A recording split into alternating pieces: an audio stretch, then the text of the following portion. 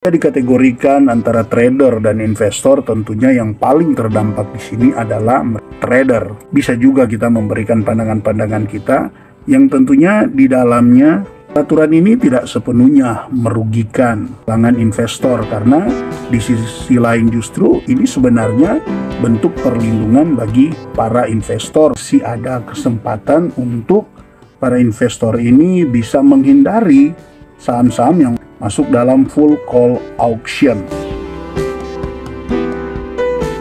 Pasar saham Indonesia banyak dihebohkan dengan full call auction yang menuai begitu banyak kritikan dengan usaha Bursa Efek Indonesia untuk tetap memberlakukan penerapan pemantauan khusus tahap 2. Apa dampak full call auction ini dalam investasi Anda? Silakan tulis di kolom komentar untuk menambah wawasan kita semua. Salam IHSG, investor harus selalu gembira. Informasi tentang saham akhir-akhir ini banyak dibanjiri dengan berita tentang full call auction yang sudah diberlakukan sejak Senin 25 Maret 2024 kemarin. Tentunya di kalangan investor banyak yang terdampak, tetapi banyak juga yang tentunya tidak terdampak karena memilih saham-saham yang tidak masuk di dalam pemantauan khusus ini. Jika dikategorikan antara trader dan investor, tentunya yang paling terdampak di sini adalah mereka yang trader atau melakukan jual beli saham dalam waktu yang singkat, di mana saham-saham incaran itu lebih menarik adalah saham-saham yang sering kita sebut dengan saham-saham gorengan, karena volatilitas harganya sangat-sangat signifikan atau fluktuasi harga sahamnya sangat signifikan, yang membuat mereka sangat tertantang dan banyak melakukan analisa-analisa yang telah mereka pelajari, yang juga tidak jarang hanya mengandalkan spekulasi. Untuk saya sendiri, saya tidak membela atau tidak pro, tapi tidak juga kontra. Ketika melihat situasi yang ada setelah penerapan ini berlangsung, ya sebenarnya kan bisa juga kita memberikan pandangan-pandangan kita yang tentunya di dalamnya aturan ini tidak sepenuhnya merugikan kalangan investor, karena di sisi lain justru ini sebenarnya bentuk perlindungan bagi para investor, walaupun banyak yang mempertanyakan bid offer yang ditutup, sistem pelelangannya yang tentunya banyak yang tidak paham lah, sehingga kebingungan dan membuat ya banyak mengalami kerugian, terutama bagi mereka yang sudah masuk di dalamnya. Namun tentu ketika diberlakukan pada tanggal 25 Maret 2024, kan informasi ini sudah terlebih dahulu disampaikan. Jadi sebenarnya masih ada kesempatan untuk para investor ini bisa menghindari saham-saham yang masuk dalam full call auction. Nah, apalagi ketika sekarang lagi ramai-ramainya diberlakukan full call auction ini, kemudian masih ada yang malah memilih untuk membeli saham-saham yang masuk dalam pemantauan khusus ini, kan ini sebenarnya sudah menjadi resiko ketika memilih untuk masuk di situ, padahal sudah tahu bahwa ada peraturan full call auction. Jadi di tengah begitu banyaknya kontra yang datang berkaitan dengan aturan Bursa Efek Indonesia ini, ya saran saya untuk kita para investor ya sebaiknya kita bijak sajalah.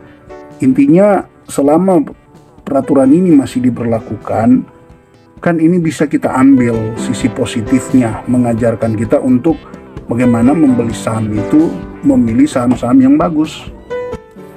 Saham sekelas brand saja yang pernah masuk sebagai saham yang punya kapitalisasi pasar terbesar di Bursa Efek Indonesia, bahkan sekarang masuk dalam full call auction, yang dimana untuk saham brand ini bakal dilaksanakan full call auction selama 30 hari.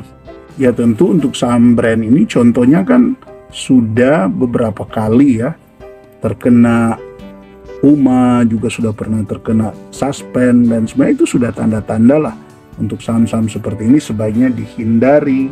Ya, bagi mereka yang tetap ngotot untuk masuk di saham-saham seperti ini, apalagi di saham-saham yang market cap-nya sangat kecil, ya resikolah ditanggung masing-masing. Peraturannya sudah ada, dan ketika masih tetap mau berspekulasi masuk, ya kalaupun nyangkut apalagi sampai rugi, ya tentu semua kembali kepada keputusan masing-masing. Di salah satu berita juga bisa kita lihat di sini ada berita ya, pasar saham menguap 99 triliun, OJK tetap bela full call auction. Nah, tentu merespon berita-berita seperti ini, ya kita lah harus punya saringan yang benar. Apakah memang terjadinya outflow yang sangat besar di bulan April dan juga berlanjut di bulan Mei, apakah ini memang hanya karena full call auction? Bahkan kita tahu kan bersama yang banyak keluar asingnya itu justru ada di saham-saham yang blue chip. Jadi tidak sepenuhnya dipengaruhi oleh full call auction.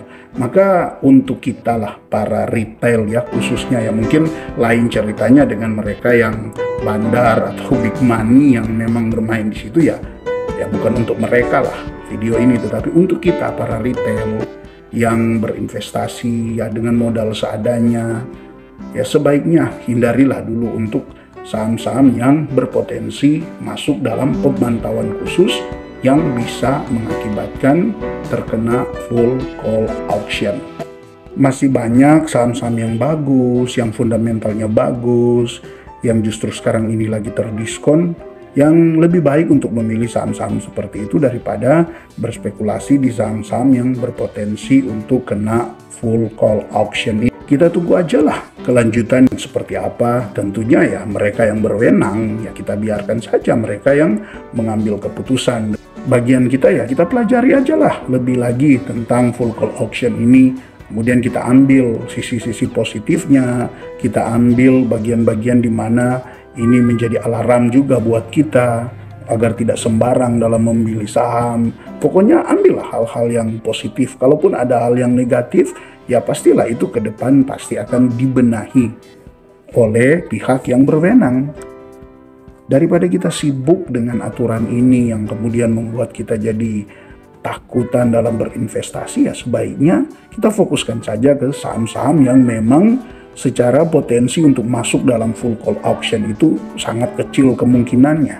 Oke, jika Anda punya pandangan berkaitan dengan topik ini, silakan Anda tuliskan di kolom komentar. Mungkin akan kita bahas lagi di episode yang kedua berkaitan dengan full call auction ini.